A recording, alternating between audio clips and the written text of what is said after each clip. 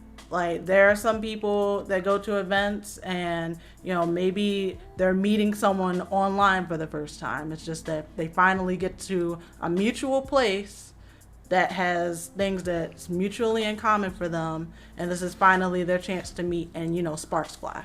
Yeah. I mean, it happens. But still, you have to protect your person as best you can. And also keep yourself surrounded by people who are also going to do that for you if you can't.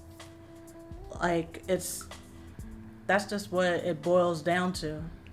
And so what becomes of Chris now that this whole thing happened and he's out there? Banned from, like I said, Combo Breaker, banned from ECT, banned from banned from events. So is it a mark on any event that doesn't ban him? And is it a mark on the first event that brings him back? If he ever does come back. He ever does come back. I mean, I think at this point it would speak volumes if an event allowed that individual to be present. Yeah. I have every reason to believe that the swift response from these events is what speaks volumes for how much they value the safety of the attendees. Right. And,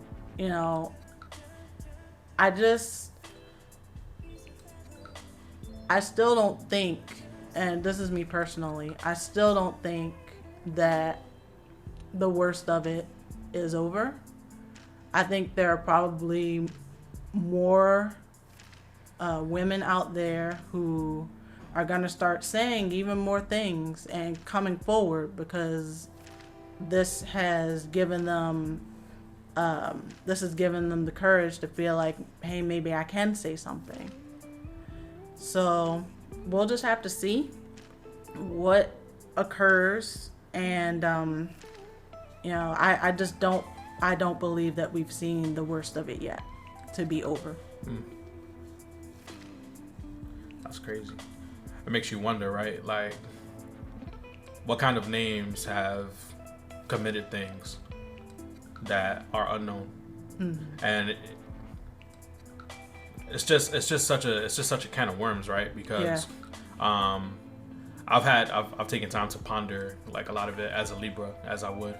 And if you have the thought of like, where's the meritocracy and like permanently issuing some type of a repercussion to somebody, the answer to that would be, it's not like if the guy is getting the death penalty or something crazy like that, you know what I mean?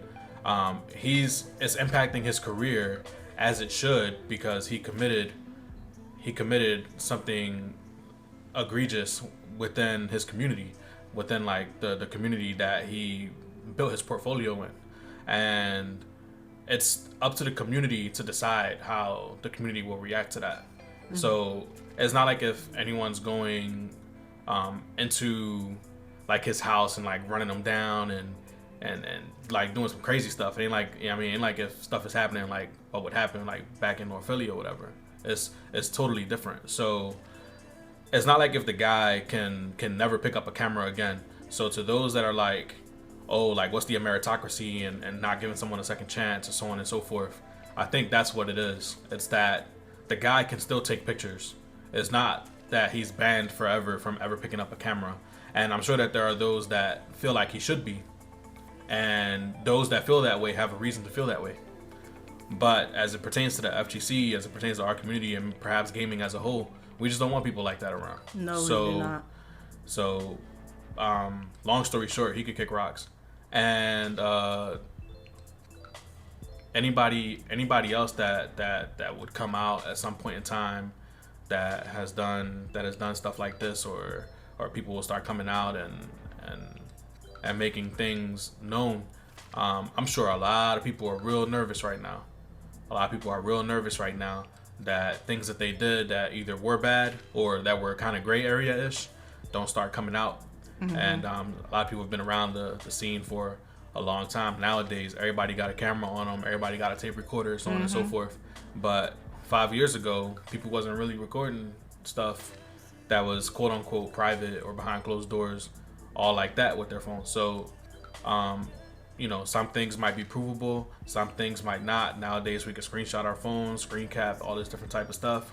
So, you know, some you might hear stories about people that did stuff that gone 10 years ago, maybe even further back. But like I said, I know a lot of people are real nervous right now, and I don't know. Like I said, it's a big giant can of worms. I'm also left to ponder if like does this leave a window open for like not like extortion, but like for someone to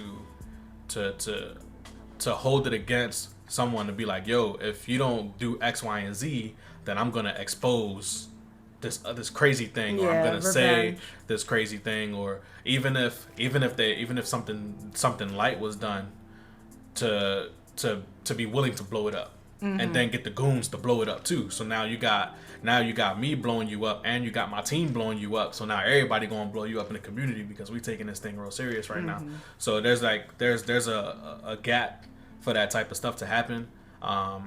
You know, hopefully there's just a bunch of stand-up people out there, so that way we don't lose the integrity of the people that have come forward, because that would significantly undermine the integrity of the people that have come forward for someone to actually falsify this type of information.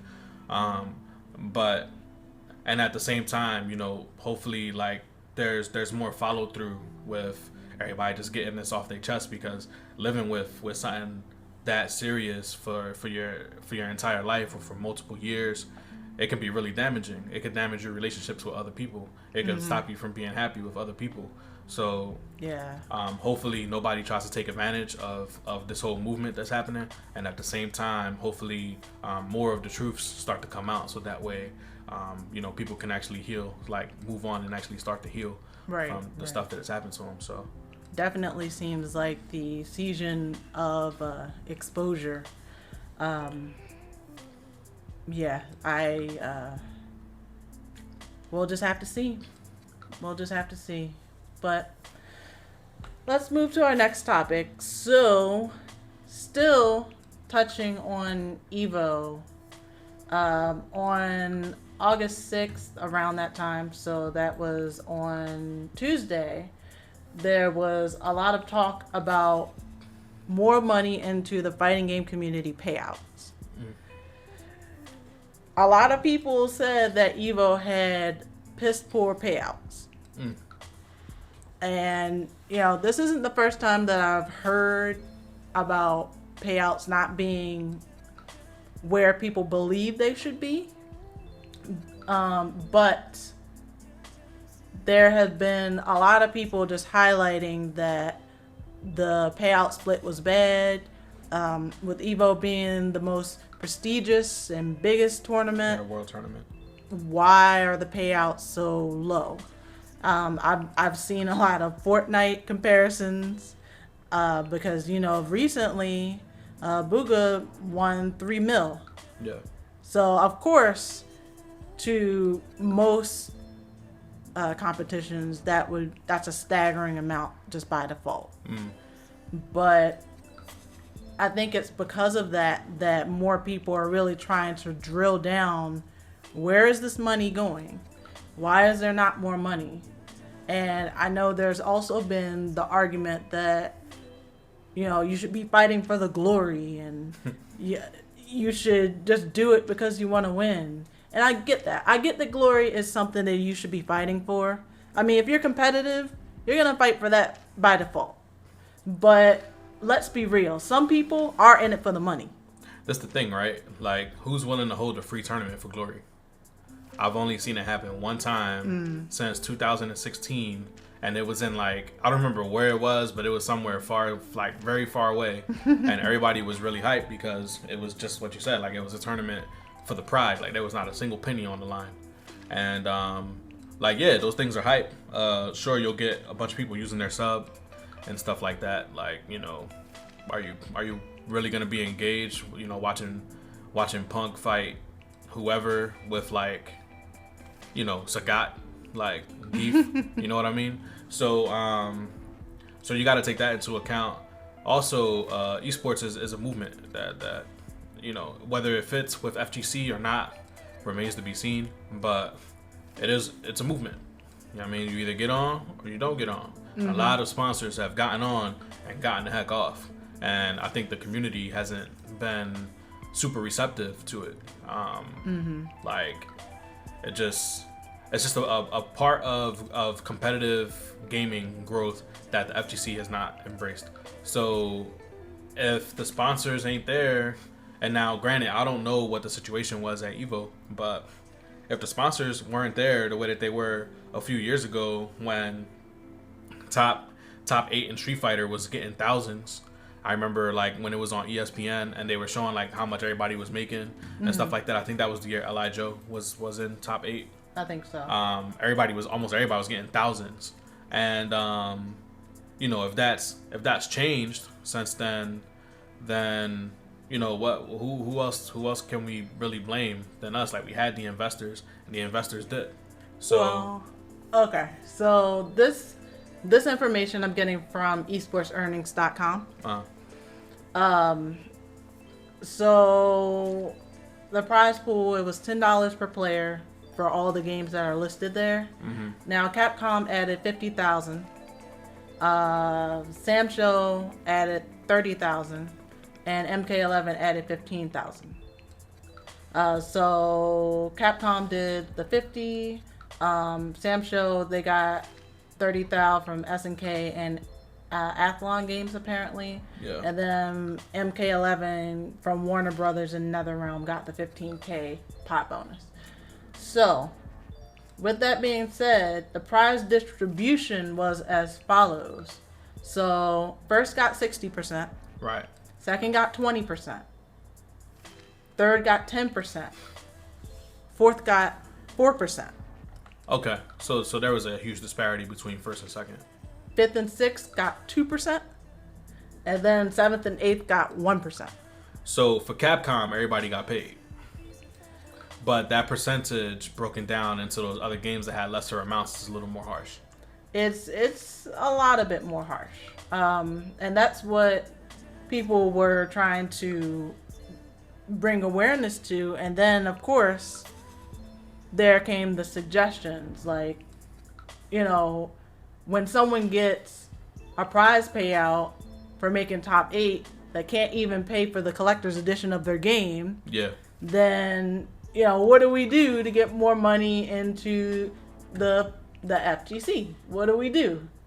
You know, You would have to think, though, a lot of that problem has to do with the division, the percentages. Like, how many players got paid out? let me see. So, I mean, it was Oh, so that's ranked. So it's just top 8. just top 8. So that's all in the percentages. If you take $50,000 and you work the percentages differently, then the first place player wouldn't see as big of a pot, but everyone else would see a bigger pot. So who do you take care of? You know, do you take care of the lot, or do you take care of the one? The one definitely deserves to be taken care of, right? Because he won, or she, but everyone else definitely still deserves to be taken care of too, right? So it's tricky. I think what also goes unsaid is that like a lot of these players aren't getting paid right away to begin with. So it's like, Right. I'm not sure if that's the same situation at EVO, but like at a lot of majors and stuff like that, you'll win the major and then you'll get your money like 3 months later, Yeah. 4 months later, so on and so forth. And Not all. yeah, not all, But like for the people out there that's trying to you know, be on their esports grind and pay some bills. yeah, Look, man, if you pay to travel, whether you got a sponsor, you don't got a sponsor, you don't pay, you do pay, whatever. Either way, you investing in something. You go to the event, you got to get some food, you got to figure out how you're going to stay there, you're going to figure out who you're going to room with, you got to have some fun while you're there, because you don't just want to be serious all the time and don't do nothing. You also got to worry about performing, you got to network while you're there. Nowadays, since networking is such a big thing, since players can't just be players, you got to be a player / community figure / content creator / ambassador. So there's so much for you to focus on when you get there, that the concept of fighting just for the glory, the money would have to disappear on all sides. We can't fight for the glory while the TO gets to pocket all of the pot, or not the pot, the money to get in the door and to compete and all that stuff. In that case, like, maybe you pay for the venue, like help the TO pay for the venue, and then just compete. But now the TO is doing it just for the love of doing it too, right? So would the TO take it that serious? Like, if the TO has a mild issue, if the TO's daughter is sick, like, does the TO be like, sorry guys, I know, like, 200 and something of y'all signed up, but I ain't gonna make no money from this. My daughter's sick, so I'm just gonna take care of my daughter real quick. You know what I'm saying? Like, so whereas on the flip side, if there's money in it, then the TO is like, all right, my daughter is sick, but if when I throw this event, I'm gonna make a couple $1,000s over the weekend, or maybe I'll make 5 figures, whatever the heck they make, and then next time my daughter is sick, I'll be able to get her the best medicine possible, so on and so forth. Or I'll be able to keep on paying my bills without having to go to a 9-to-5, whatever the case is, right? So the prize payout plus taking care of the TO, and which is like the person that's holding the event for you, it all feeds back into itself.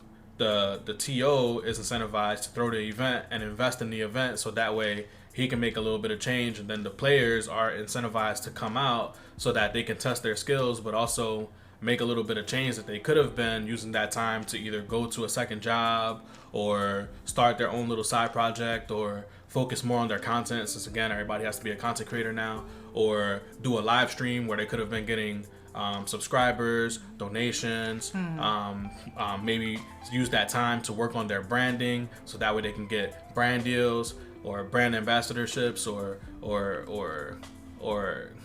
just all of that type of stuff. So there's a lot that goes into it. It's not as simple as just people just trying to get together and play some games. That can be the case for those that don't put the time in to be able to be strong enough to be able to get into those pots. So, but for the people that are able to get into those pots, it's like, well, if the pot isn't there, then I might as well use my talents and use them in a way that will prove fruitful for me. Right. And I'm not sure if you can effectively take that away from the top player and still expect them to show up. Nowadays, top players don't even want to show up to their locals. True. So and that's because, like, to them, they're like, oh, if I go to the local, I'll spend X amount of time, I'll play against players that are significantly weaker than me, I'll stomp them, and then I'll get like $80, $150, and then I'll go home, and I would have lost like 5, 6, 7 hours of my life that I could have put towards taking care of my mom, or working a second job, or the same stuff that I just explained. Or sometimes they even look at the work and they're like, I can go to my local and I can play against a level 6, level 7 opposition, but if I stay home, I have access to level 9, level 10 opposition, and it'll help prepare me better for when I go to the major, and now I'm more competitive against fellow top players. Now I have a chance to win the major. So would you rather win the 2 bi-weekly locals, or would you rather win the 1 every 3 months major? Yeah. So it's a lot. It's a lot for the player and the TO and the spectators to all think about. It's something for everybody to think about. It is something for everyone to think about. And by no means are we saying don't go to your locals. Definitely do, because at the end of the day, community growth is what's going to bring in the sponsors and bring in more money. And for those of you who might want to make that career choice to be a pro gamer, it's very plausible nowadays, but you also have to understand that if the tool isn't there, which is money, in order to help you get to that pro gamer status, because you do need money from somewhere in order to make that happen, then it's gonna be more difficult. Like, some people want the glory in a nice pot. Some people want to have that ability to follow that dream of being a pro gamer, because unfortunately you can have all the glory in the world but still not get sponsored and still not have any money. Right. Seen it happen multiple times. Like Ranks, you just recently got sponsored. Yeah. Timing, personality. Like charisma. You have to have such a package, but glory is only going to get you so far. You do need the money, and if you think of it as money as just a tool to help get you there to other places, then it makes a lot more sense. Or even to work on your own personal branding, right? Because personal branding is very important. Yeah, because that stuff does not fall out of the sky. It doesn't. That C920, that like Blue the Yeti, monitors, the setup, that Elgato, that even your controllers, that one MS display, that stuff doesn't come out of nowhere. Like somebody got to pay for that. So exactly. So there's a lot for the player to think about. I would implore you guys to consider, because a lot of strong players don't really talk about this a whole lot. I think it's an uncomfortable subject to discuss, because everybody wants to see their local grow. There's some outliers in there that just want to keep the local weak so that they can go get the bag whenever they want. Mm-hmm. But there are some people that legitimately want to see the local scene grow, and if you talk to them, they'll answer your questions, they'll run sets with you, the whole nine.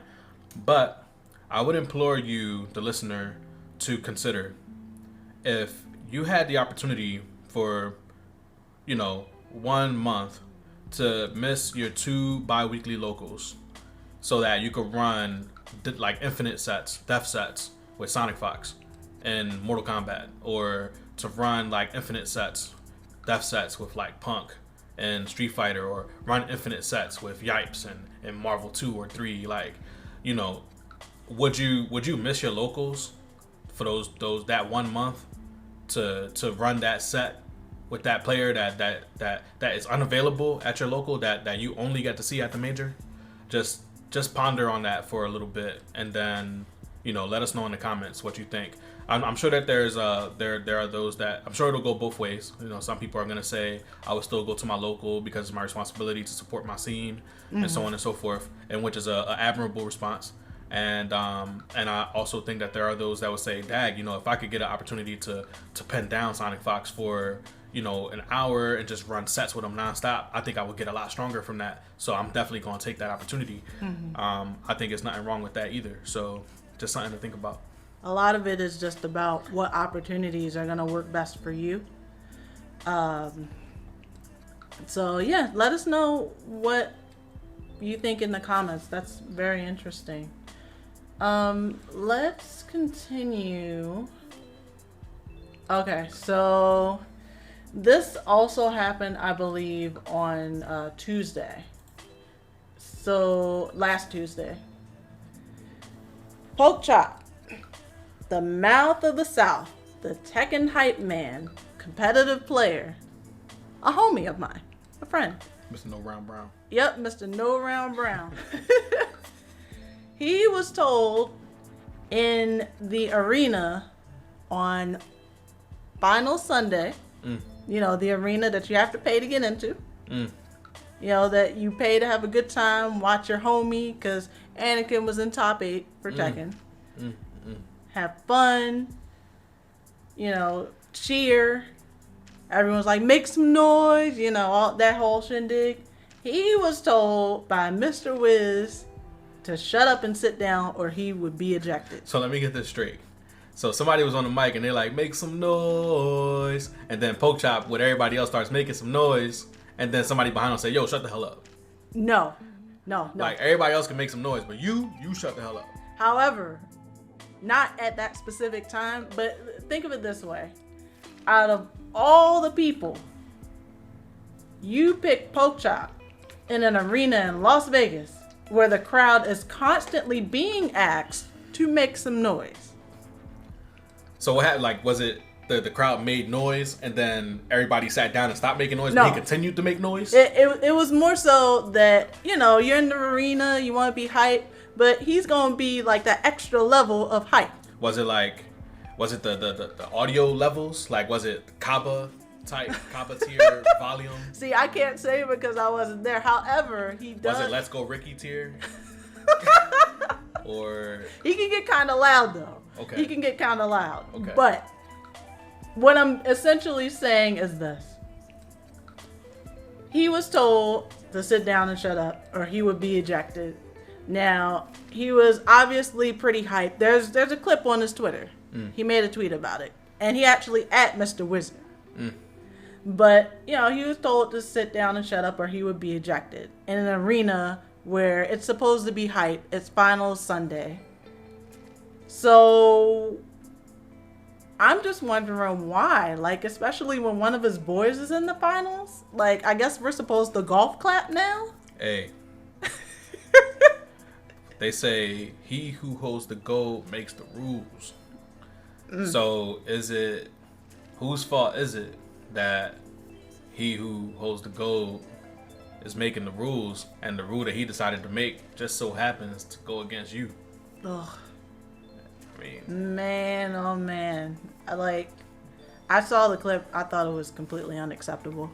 Oh, absolutely. And, you know, I've been monitoring things. Still no apology. Oh, no, that's not because going a lot of people believe that an apology is in order. Right. But ain't nobody going to boycott EVO. You might get a small sect of people. But I will say this. If anybody is loud enough to make some noise and start a let's get EVO out of here, it might be Mr. No Round Brown. Just might be. If the right people support him and get behind him because of this injustice that he suffered here. Who knows? Yeah, it was pretty uncalled for, the way that he was addressed, which no one really knows why. Particularly, he was picked out of the crowd. See, that's the thing, right? Like nowadays, like we get this little piece of footage, and then we're shown like this out of context thing that happens, right? And then we have to try to decide, like, yo, do we outrage or do we seek more information? But the thing is, the way that people react to the exposure will be very telling. So when the story came out, you know, Mr. Wiz had all the ability to say, hey, that's a fragmented video. This is exactly what happened. But nothing like that happened. And it's not like if there's a lawsuit about to happen, like PokeChop ain't about to take the dude to court and all that over some sit down and shut up. But look, the worst thing that could happen is that like it's settled in the court of the streets. But that's not gonna happen because Mr. Wiz is like untouchable in that way. So you're just not gonna get to the guy. He's like the boss. He's like the boss of a old Nintendo game. Like any little stray shot, and you got to start from the beginning. You're just not gonna get to that dude. So at the end of the day, you know, unfortunately, he was asked to sit down and shut up. But all you can really do about the situation is make noise. Like you can talk about it on Twitter, make all your demands, and rile up a bunch of people. But unless it's gonna affect the bottom line, because that's just the way that these kind of people tick. If it ain't gonna affect the bottom line, you're just not gonna get nothing out of him. There's not a lawsuit being threatened. There's probably not really grounds because it's just a little bit of some over the line aggressive words being thrown out. You know what I'm saying? It's way over the line. Like don't talk to homie like that. But it's not like if you could take him to court for it. Like it was not that egregious. So for real, it's one of those like, yo, like who are you talking to type situations. Like you ain't talking to me like that. And then the other person can just be like, well, I say what I want. And then it's like, well, all right. And then it just slowly escalates from there. But it never did nothing. You know what I mean? He was loud. Dude told him to shut up. And then whatever happened after the video is whatever happened after the video. Yeah. But it's not like if, you know, fists were thrown or nothing like that. So, you know, it's just one of those situations where Mr. Wiz, there's not enough leverage for him to apologize beyond just being a good person. And why should he care if people think he's a good person or not? I mean, like for all he cared, look, he got his bread, he threw his event. It's time for him to rest and go chill with his family. That dude ain't losing no sleep whatsoever over some Twitter posts and some outraged people. Like he's just gonna keep it moving. So I think if he was caught on camera like saying something racist or if he said something like extremely like belligerent or whatever the case is, or like there was like some classism in his words, like literal clear as day classism, literal clear as day racism, then he would have to come out and apologize, because now he doesn't have that plausible deniability that that's what motivated his feelings or his thoughts. But without that, all you have is the dude coming off like an a-hole on camera, and the other dude just being like, whoa, like that's crazy, like how you gonna come at me like that? And that's pretty much where it ends. Well, on a more positive note about EVO, so Mr. Harada of Tekken fame is relieved about the positive feedback and warm reception of its Season 3 characters announced thus far. One is Zafina, returning from Tekken 6, and she was also in Tekken Tag 2, I still remember. And the other being the newly introduced Leroy Smith. So a little bit of backstory came out about him, and this all happened on Wednesday. So he lost his family. He left New York. He became a martial arts master. Wait, where'd he go after he left New York? I don't have that information yet.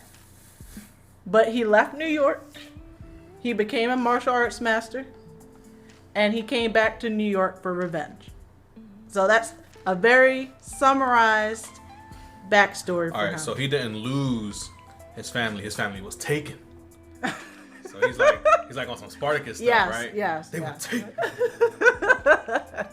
Right? Right. So on a specific tweet highlighting his thoughts and relief about the reaction to the character, and this is Mr. Harada, his tweet, he was asked if he could be invited to the cookout for making such an awesome character. Oh, he wouldn't know what to do. He wouldn't know what to do. Are you kidding me? With those shady glasses on, and he just be walking around with his translator, with a plate of macaroni and cheese, some barbecue chicken. Well, He wouldn't know. He'd be sleeping too. He'd be sleeping less than an hour. He'd be asleep before the sweet potato pie come out. well, here Harada being wholesome, his response was he was wondering what it meant. So, shout out to Jinpachi120 on Twitter. They defined it extremely well. They said metaphorically invited to the. It means you're metaphorically invited to the favor of black people for aiding in black representation. It's this professional. What the heck? Hey, he understood. And the character concept of Leroy Smith has been so positive. So many people of all races are just ecstatic about this character. They think he's just awesome, and it is an awesome thing to see. And by the way, Harada said that he does like barbecue. Yo, that's a different level of barbecue, man.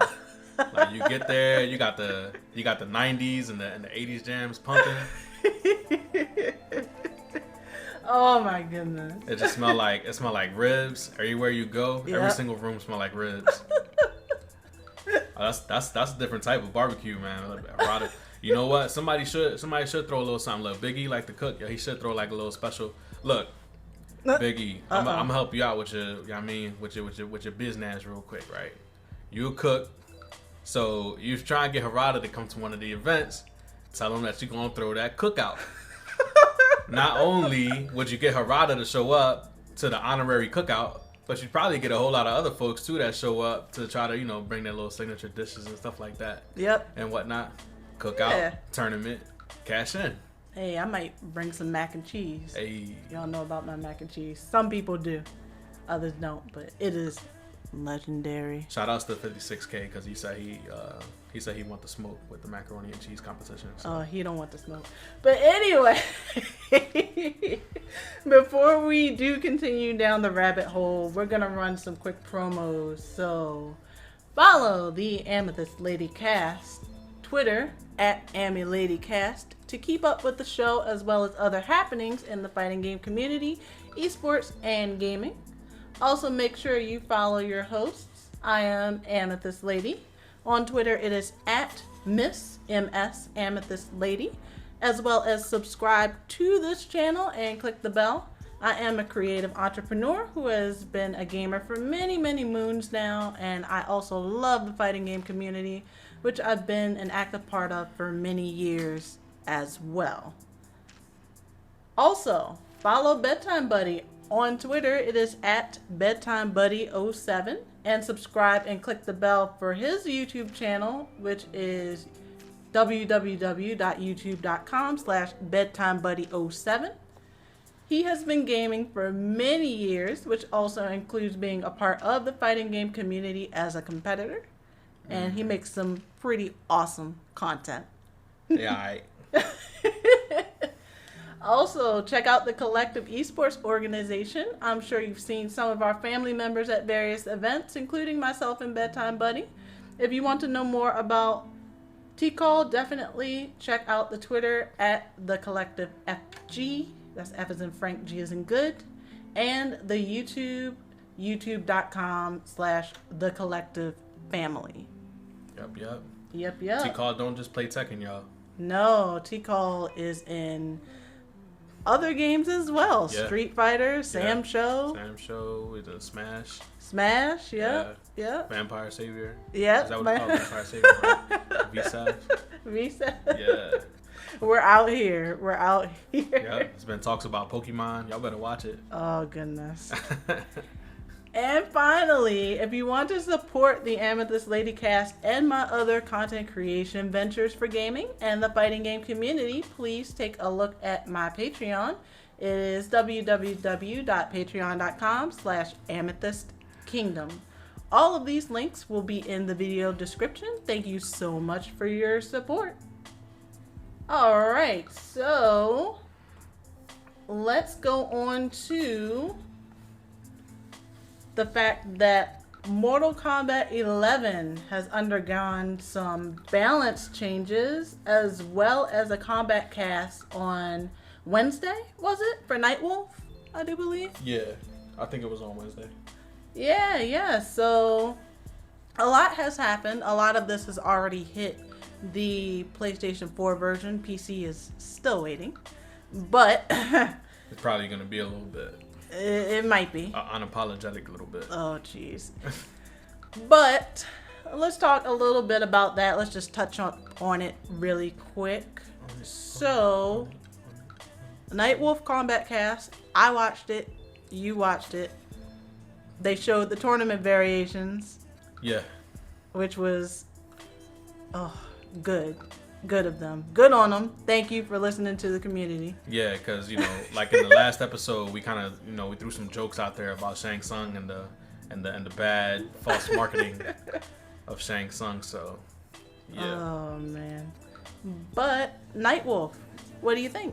Nightwolf, I think that he look alright, man. For real, like, I never really been a big Nightwolf fan. He's always been kind of generic for me. Like, he got the shoulder charge and he got the axe with the lightning and stuff. But he does have a lot more cool stuff now, though, with the spirit animals and stuff like that. His animations look really dope. He's not as big body as I thought he would be. I thought he would be like a thumper, but he's not. He's kind of like thumper. Yeah, a thumper. Like, for me, a thumper is somebody like Shao Kahn. Like, Shao Kahn, he's not a grappler. He's a thumper. So he's just gonna hit you often and hard, and when he hits you, you're gonna go flying across the screen and stuff like that. Like Balrog. Like, Balrog's a thumper. He's gonna maul you. Okay. So I thought he was gonna be more like a thumper, but he's not. He's kind of a balanced character. He can deal with projectiles. He has a little bit of gap close. Got some nice rangy stuff. I think he's gonna be moving a lot of footwork, getting you to reach and then punishing you after you reach. He has a lot of stuff that'll like crushing blow if if he catches you, if he gets you mystified by his block string. So it's like, if you think he's gonna stagger or if he's gonna continue, then if you block the one hit, then the next hit goes through, it's a crushing blow, and so on and so forth. So I think a lot of those mechanics are going to be pretty interesting to see, like how he opens people up, how good fuzzy defense is against him,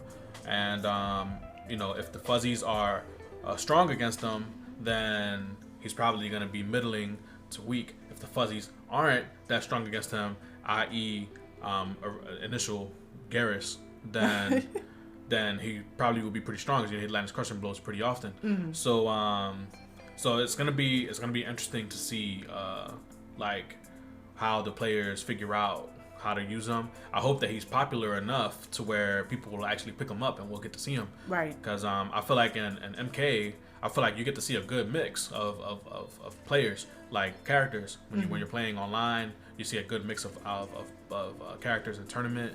So hopefully, like, we'll see some of him pretty quickly. And I will say he reminded me a lot of Udyr from League of Legends. Yeah. Yeah, when Udyr he first got his when he got his first legendary skin, if I'm not mistaken, that was his first legendary skin that had like the video on it when you preview and stuff like that when it transforms.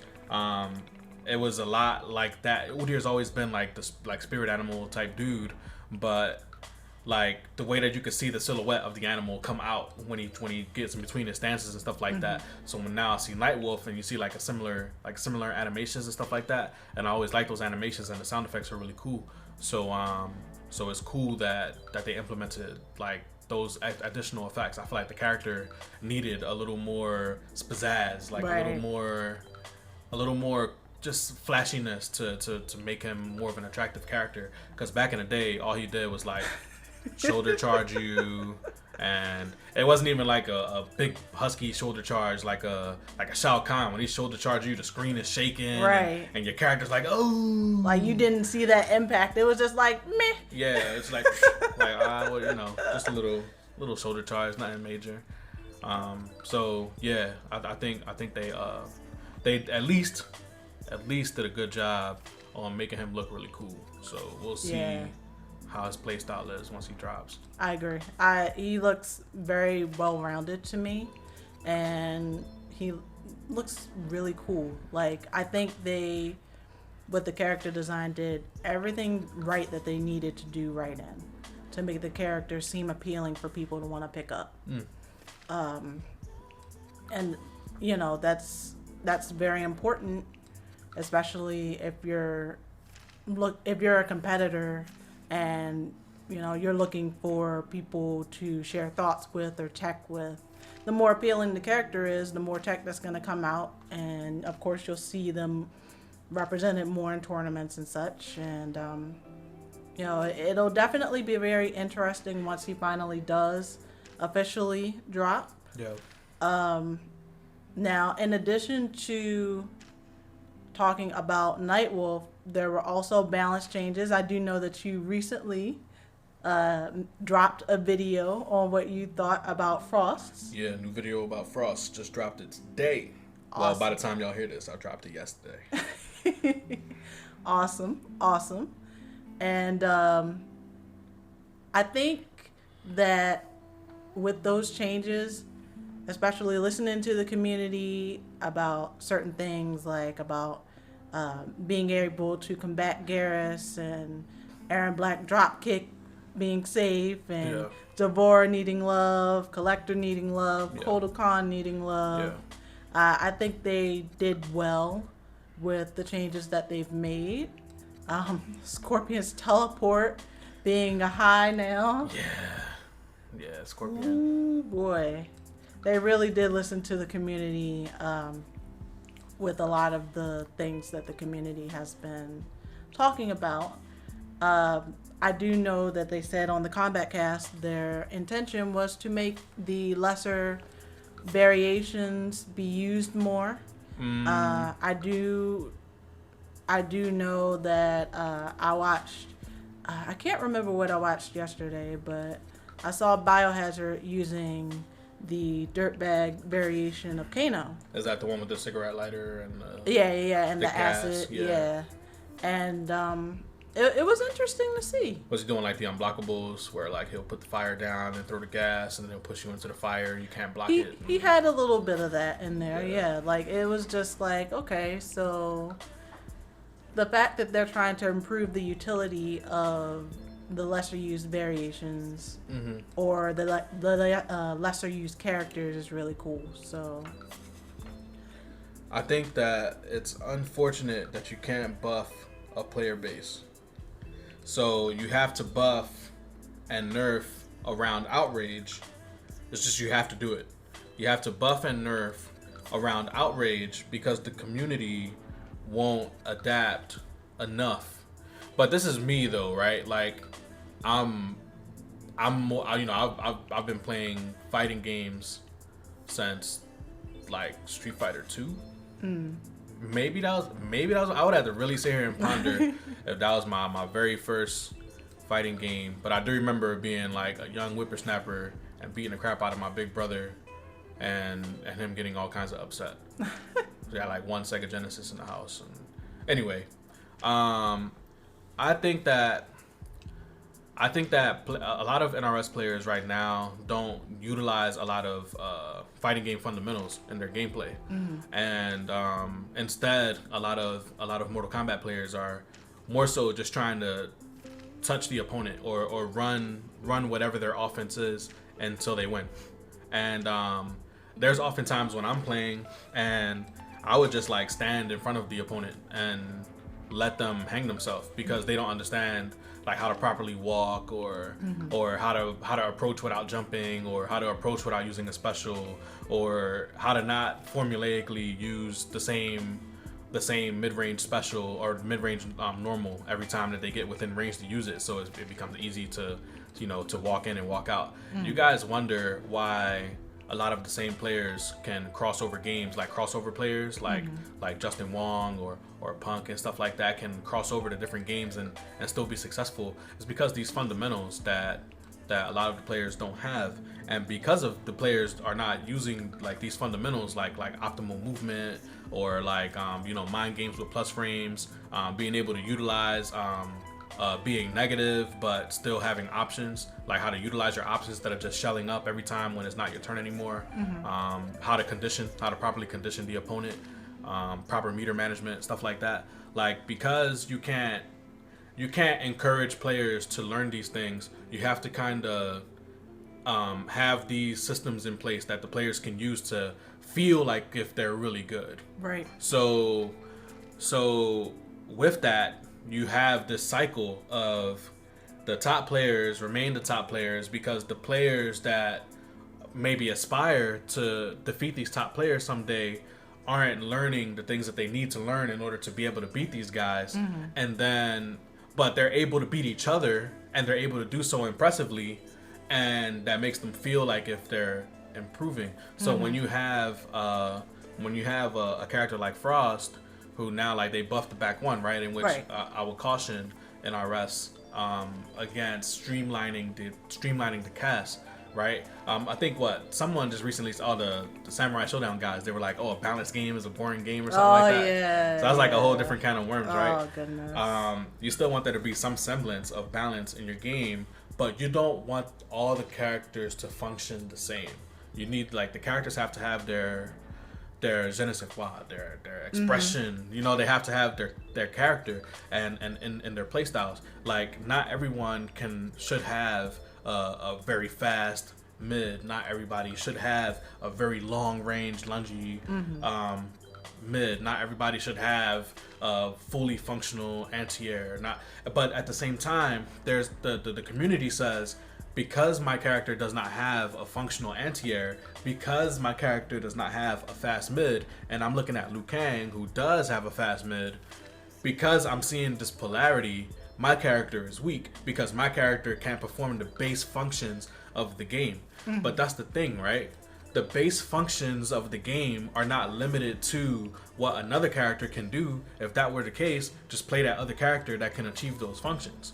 Maybe you need to adjust your playstyle to complement the build of the character, so that way you can be more optimal in your play overall. Then maybe if that other character is in fact definitively more stronger or has more synergy with your playstyle, then you would be able to have better results with the stronger character, because now you took the time to learn how to properly move and properly position and time your meaties properly and condition an opponent and all that stuff, as opposed to what you get, and which is a Liu Kang doing 4-kick combo over and over. Every now and then he stops at 2, every now and then he stops at 3, or a Scorpion holding up back, and then he'll surprise you out of nowhere with a teleport when you commit to anything, and now you're getting blown up and knocked down, and now you're getting thrown, and now you're in the corner, now you're getting crushing blowed and all this stuff. And then they'll run into a player like Sonic Fox or Dragon, or even like someone that's on the rise, like a 56K, and then they'll do that same strat. They're holding up back, they're waiting for an opportunity to teleport, and this player is just walking. Ain't committing none, just walking. Eventually you're gonna get to the corner. And when you get there, you're either gonna teleport immediately because you're not trained in being able to stay on the ground and move, or you're gonna hang yourself. You're gonna attack now. You're gonna hold up forward, or you're gonna lunge. And I'm not doing anything, so I'm just watching you. I'm just watching you and waiting for you to do something unsafe. So it's unfortunate. It's an unfortunate position for developers to be in nowadays, where they have to react to the outrage. But it's part of the game, and you know, at least if nothing else, it helps keeps things fresh. So you'll see new cycle of characters being used even by the top players. Right. You'll see new cycles of players being used online and ranked, especially because Scorpion has so much ease of access, and you could win against other players that didn't really understand so effectively if you played Scorpion. Now you might see those players sidestep over. Maybe they start using Noob Saibot. Maybe they start using Sub-Zero. You know, maybe they start using Shao Kahn. Maybe they use Buff Devora if people figure out how to flowchart her vortex. So we'll see. It's going to be interesting. If nothing else, it's always interesting when a lot of changes happen. But, you know, you also lose some players. Maybe you gain some players. So we'll see how it goes over time. I'm just glad that NRS has kind of learned from past mistakes to kind of slow it down. Because before, they would quickly nerf and buff. Very free. Like every 3 weeks, there was like new changes. Like that old Injustice game. So, you know, hopefully, you know, there's not like another patch coming right away. This one could kind of marinate for a little while. And, you know, whoever emerges as top tier, you know, they just going to reign supreme for a little bit. And everybody try to learn the matchup and get better. And then slowly you end up with a more competitive community because everybody starts to know the different matchups. Now we might start to see instant blocking a little bit more. And bigger punishes and stuff like that. So I think it'll ultimately be a good thing, but I just felt like I had as the old head, I just felt like I had to speak on the change and the way that the players are now. You know, you speak up, you speak your mind, you speak out about how displeased you are, and then the developer has to just fold and fix it for you. I understand. I was tempted to interrupt while you were saying with a big now. Because it just seems like it seems like a lot of the time that's the overriding feeling coming from the players. It's like, learn this. No, I want it now. Yeah, fix it. Fix it for me right now. I paid $65 for this product, and I expected a complete product. Not an incomplete product with my incomplete character. There's no reason that Garrus can do 300 damage every time he touch me, and my character only does 150. There's no reason. If he could just press down back 2 and do 300 damage, I should press down back 2 and get 300 damage also. Yeah, but a lot of people don't want to admit that the character sometimes is not the reason why they can't get the desired results. Yeah, that's a little bit of both. But, you know, that's low-key, we found some tech against Garrus with at least 5 or 6 characters that nobody else found. That was getting rid of that. It was... Oh no, we found it against Liu Kang. Yeah, it was Liu Kang. Yeah, those 4 kicks was like 1.5. Nah. It was like 1.5, and then put the brakes on that. So, you know, other people was guessing, trying to figure out how to get out of those 4 kicks. We wasn't guessing over here. So I believe I previewed a little bit of that on one of my streams. Oh, see. But you'd have to check if it still worked. I would. I think I'll do that after the cast. If y'all made it to this point in the cast and y'all want to know the Amethyst Lady's secret anti-Liu Kang tech that works for at least 6 or 7 characters, then if this video gets, how many likes you want? I'd have to say at least 20. Alright, if this video gets 20 likes, then Amethyst Lady will release the secret anti-Liu Kang 4 kicks tech. If it still works. If it still works. If it doesn't still work, we'll just record it on my PC. Since Yeah. it's outdated anyway, so. Wah, wah. Yeah. Anyway. But yeah, definitely hit up those comments. We give you these opportunities. Talk to us. You might get something good in return, such as that. But Yes. next, let's go on to more Twitterverse news. This is going to be more things that you as a gaming community might be interested in, or even as content creators. All things gaming, all things esports, things to help. So, on the 8th of August, which was Thursday, Twitch is releasing its own streaming software called Twitch Studio. And they created this software to try to help streamers get set up and streaming ASAP that are new. Like maybe, I mean, you know, Twitch isn't just for gaming. Now they have like just chatting. They have all sorts of channels from ASMR to sports. Like they've had, I believe they've had Shannon Sharp do a stream before. Oh, Shannon was streaming? Something like that. I think recently they've started streaming wrestling. Like, you know, they had some NFL. They had like an NFL project last year. Yep. Well. You know, they're trying to help streamers who are new take out some of the nitpicky complexity that might discourage first time and newer streamers from streaming. So this software is not to compete with like XSplit or Streamlabs or OBS or any other advanced options. This is just to help those who want to get into streaming, get into it with very little hassle. That's their intention with this. Right now it's in closed beta, and you can find the link in the pinned comment if you want to sign up. Non-sponsored. Not sponsored at all. Now keep in mind, this is only for PC users though, so sorry console users. Yeah. Sorry, sad face. Yeah, non-sponsored, but we here for the sponsorship. So you know we here. I mean, Twitch, if y'all wanna hit up the podcast while it's fresh. Hey. I'm gonna say that every time we free advertise something, so y'all better just get used to it. Moving on, Discord is also launching something special. This was announced on Friday. They're launching a Go Live portion of their app, and it's a free streaming service. It lets you stream your gameplay privately to up to 10 friends, and it starts August the 15th. So pretty much, if you have a PC and you have Discord, you will have the ability to stream a game as long as it is detected by Discord to up to 10 friends. And the actual video stream is projected to those in a voice channel. So pretty much you enter the voice channel. Let's say you want to show your friends Overwatch. Yeah. You just start, and anyone else in that voice channel, up to 10 people, can actually watch you play. So something more intimate. This might help those wanting to just share something with their friends without going through the full setup of having to start the stream and get your alerts and all that razzmatazz.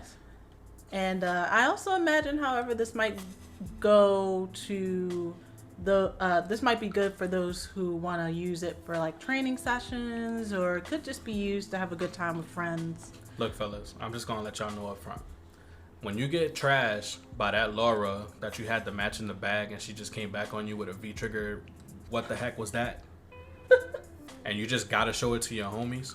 This is gonna be the best way for you to quickly show it to your homies, because we all been there where you have something that you want to show your homies and then you can't because they're like, yo, like, can you throw up a live stream or something? And you're like, I don't feel like doing all that on a live stream right now. So instead, you know, you just invite the homies over to the Discord real quick, and you get them all in there, and they can just watch you right there real quick. So I'm not sure if streamers are gonna be capitalizing on this, because it's not like a community build type thing. It's probably more of a community built type thing, like past tense. The community is already built, and if you do have a community already, you're probably just gonna throw your stream up, right? Depending on how much time you got. Like, if you just gotta show something real quick, then you know, maybe you could just show something real quick. But long term, if you're gonna be doing it for like a couple hours, you might as well throw your stream up. So and then I think it also matters too, like like maybe voice channels will be active in this thing since it's on Discord. Maybe. So maybe if you have your homies in there, contrary to if you're live streaming, instead of them being in your chat, they can be like right there actually in the Discord. To you. Another good use of it would probably be remote troubleshooting. Mm-hmm. So like if somebody is trying to troubleshoot something, I know Amethyst was recently working with one of her pupils and trying to get this troubleshooting set up, and trying to do it through chat was like very janky and it was just very difficult. So with a service like this, it'll be easier for the person to be able to share their screen and you're looking at it in real time and stuff like that, and everybody can get their word off without half the people being in the chat and the other people being in the voice. And well, the limitation is that Discord has to discover the game, so they're still gonna have separate from this Go Live service, your actual screen share, which is better for troubleshooting issues. But this Go Live is specifically for games, so you could think of it as maybe someone needs some troubleshooting to their gameplay. Yeah, for those that have students, you can do like a group teaching, like a seminar type thing. Yeah. So there's gonna be some creative functions with this thing. Again, this is non-sponsored. Not sponsored. But if Discord wants to come at us with the bag, I mean, we might be able to work something out. We talk that business. Hey. Yeah. So hopefully, you won't be like getting into a group with your homies and like seeing heinous things take place on like Ninja's channel and whatnot. Oh boy. Speaking of which, let's touch up on that, because on, I believe it was yesterday, Ninja made the move to exclusively stream on Mixer on August 1st. We all know this by now. But what some people might not know is that Ninja issued an apology yesterday. Here's the reason why. So, since Ninja moved to Mixer, Twitch has decided to change the format of his channel. I went to his channel on both Mixer and Twitch the day that he switched over just to see the aftermath, and both chats were going absolutely crazy with all sorts of opinions on his business decision. So I went to his channel again on Twitch recently just to see if anything changed, and there was something of a placeholder, I'll say, and it was in text. It said, "This princess is in another castle." So it was like similar to what you would see in the old Mario games. Yeah, that's Diesel. That's more Diesel than like my Twitch page, in which it's like a ninja has stole this page type thing, and that thing has been long stolen. Well, it gets even better or worse, depending on how you look at it. So there are also other streamer channels being advertised on his channel as recommendations of others to watch. But anyway, on Sunday, for a period of, to my understanding, about 2 hours, on his Twitch page, the top recommended channel was a channel that was playing uncensored, no filtered porn. Recommended. Brought to you by Ninja. So it just, everything was out, that I saw a screenshot of what was shown, and yeah, it was all out there. So I do know that Twitch has been having these issues where channels are starting to play porn on the platform. Yeah. They're trying to weed it out, but Ninja felt compelled to make an apology yesterday about this because there are still people who want to watch his VODs and such, and many of them are not just adults but also kids. Yeah. So he wants at most the channel taken down, like just take down the channel, and he wants at least for Twitch to do something about other streamers being recommended because it was due to this referral feature that they have that this happened. And he being a nice guy, because he could probably get Twitch to cut him the check. Well, here's the thing. I remember when Ninja was having his ads advertised on everyone's channels, and Dr. Disrespect wasn't very happy about that. Yeah, and he was saying, what's the big deal? So, this whole situation just turned everything very muddy in this Ninja Twitch drama. And so much so that the CEO of Twitch actually made an apology on Twitter. To the fans or to the Ninja? He did include Ninja in it. It was like a multi-thread thing. He said that Twitch has been experimenting with ways to recommend other streamers on pages that are offline to help the viewer find other great streamers that are live. Okay. However, now this feature has been suspended because they want to get to the bottom of how this particular content came to be promoted. Talking about the porn. Alright, man. Some people might remember from when PlayStation first started their online ventures straight from the console. This was when PlayStation 4 first came out. And there was this thing called PlayStation Live Show that went crazy on them PlayStation live streams. And I don't know how they filtered those things out, but there were so many of those PlayStation Live Show. Now, I ain't telling nobody to go Google PlayStation Live Show. Yeah, I mean, because we don't condone unnecessary or improper streams around these parts. Nope. However, that was a thing back then. In some way, somehow, PlayStation got those streams the heck out of here. So I can't help but feel like Twitch can do the same thing. How do you do it? That's what the question is, right? Because Twitch was already on the fence when it came to, the streamers and how much is being revealed, and the way that people were dressing, the type of incentive people were giving their viewers to subscribe, the type of stuff they were doing for subscribers when they subscribed and when they hit their goals and stuff like that. So I'm just saying that there was a lot of power moves being used. People was using all their bar. They were using level 5 supers for subscribers, and it was hacking their way to tons of subs. And like these channels now, they just being disrespectful, bro. Like those other channels, like they were just like some people trying to cut corners and use what they got to shortcut their way to having a lot of subscribers and having a consistent bag on Twitch and stuff like that. These people doing these streams, they just disrespectful. They just want to see the world burn.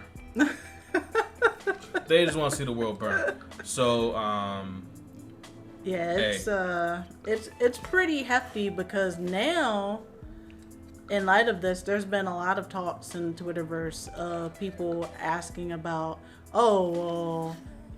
Twitch is doing super bad. What about Mixer? Yeah, what about this? Mixer. What about D-Live? It's like that meme, right? With you walking with the girl and then you looking back. Yeah, you're looking back at the other John as you walking by, like, sheesh. So it's just it's kind of messy. I'm gonna keep my ear to the ground with that one. But yeah, it's a lot of hot takes on that. Definitely, I have seen many people asking about different platforms. Let me know in the comments what you think about this. What you think about the state of Twitch. I am a streamer as well, and Bedtime Buddy is the one who inspired me as a streamer. While keeping all of my clothes on, by the way. Yes. Actually, in some of my streams, I had on a hoodie and a hat. The most. I had on a hoodie and a hat and some sunglasses and some gloves. But I say that because, I definitely particularly pay attention to these type of things that affect content creators. Myself and Bedtime Buddy do. So let us know what you think in the comments. and, you know, keep us informed on your thoughts because we do care. Now, Just next. keep me abreast. Anyway, go ahead.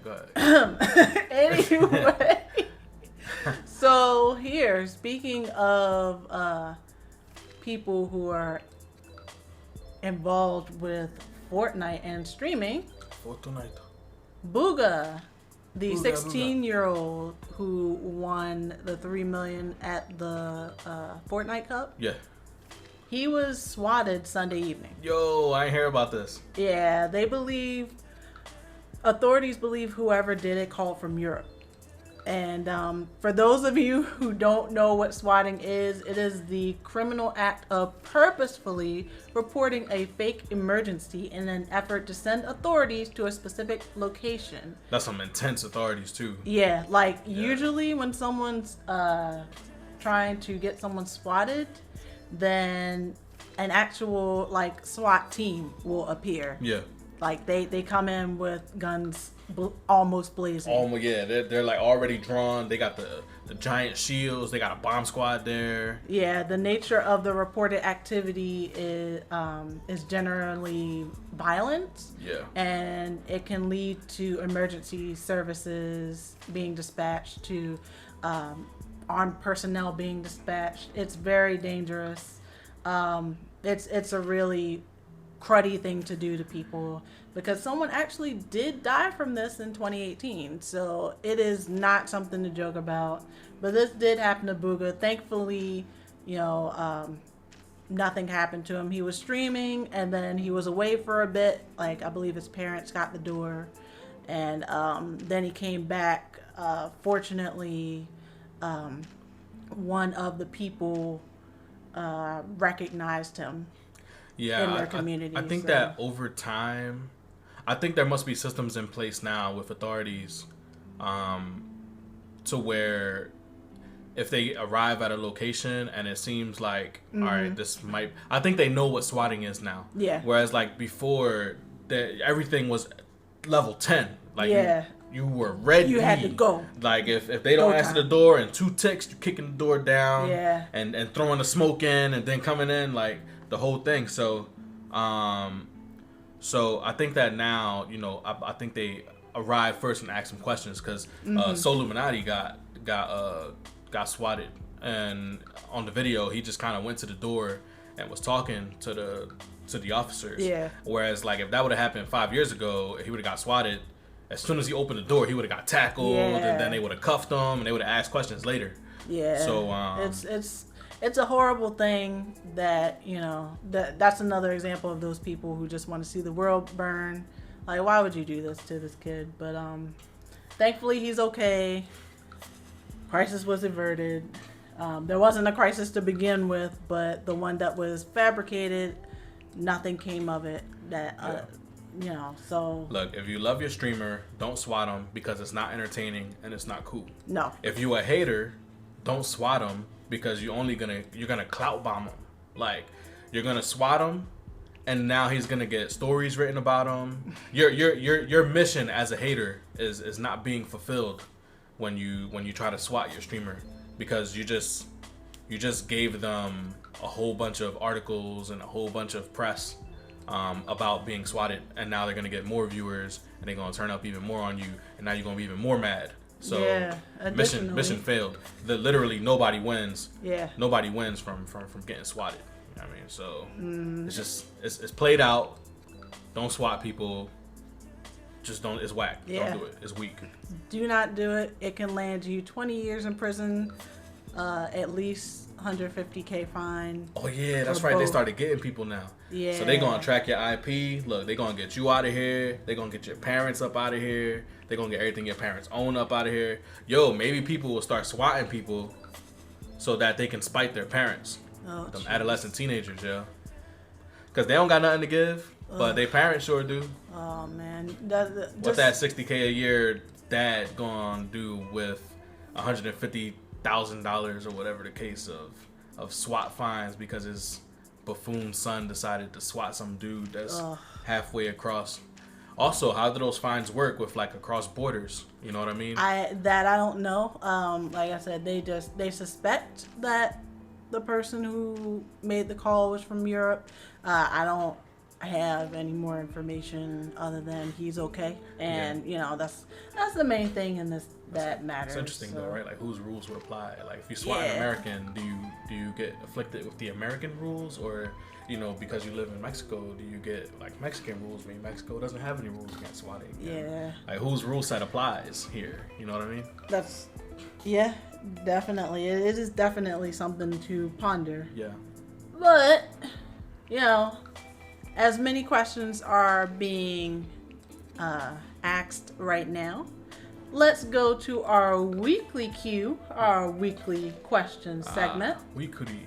So last week we asked our community what was the best/worst part of EVO 2019 for you. And we did receive some responses from Twitter. So from Kimboso on Twitter, the worst was sleeping through some of the finals and the snake joke. And the best was a new KOF and Goichi's expression after winning Dragon Ball Fighter Z and Smash Ultimate Top 8. Nice. Dope. From Fighter Lenore, we have the worst was the solid snake teaser being a hoax. People was looking forward to that. Yeah, snake. people were not happy. And the best was a new Guilty Gear being announced, as well as the new Soul Calibur DLC. They were both great highlights. Word. And finally, from Andy_Maxter, Andy Mac, the best was Nobi and Lohai's utter slugfest. It was such an unexpected treat considering that normal, uber safe, non-committal playstyle we always see in top 8. Yeah. It was a shock and a joy. So very nice. Thank you all very much for your responses. And this week's weekly question is, what do you feel needs to be done to bring more money into the fighting game community? I've already posted this on our Twitter and got some responses already. Oh, yeah? Yeah, and we want to know what you think. So be sure to tag at AmethystLady Cast or use hashtag AmethystLady Cast or even respond to the pinned tweet on Twitter so we can see your thoughts. You can also join the Discord, the Amethyst Kingdom Discord, and put your thoughts in the specific AmethystLady Cast channel. Your answer might be included in the next show. Hey, be a part of the show, y'all. Be a part of the show. We love you. We love our community. And this officially marks another week in the books. Hey, I just want to add on to that last piece. We especially are taking note of this first wave of people that are supporting the show. So, maybe at some point, we really get this thing popping, we could start giving back to you guys, and we're gonna remember who was there on day one. So definitely. So definitely keep it locked, and we're gonna keep on pumping these things out on a weekly basis. Oh yeah, I am AmethystLady Bedtimebuddy. And check the links in the description. And check the pinned comment. Thank you so much for listening, my dears. Bye.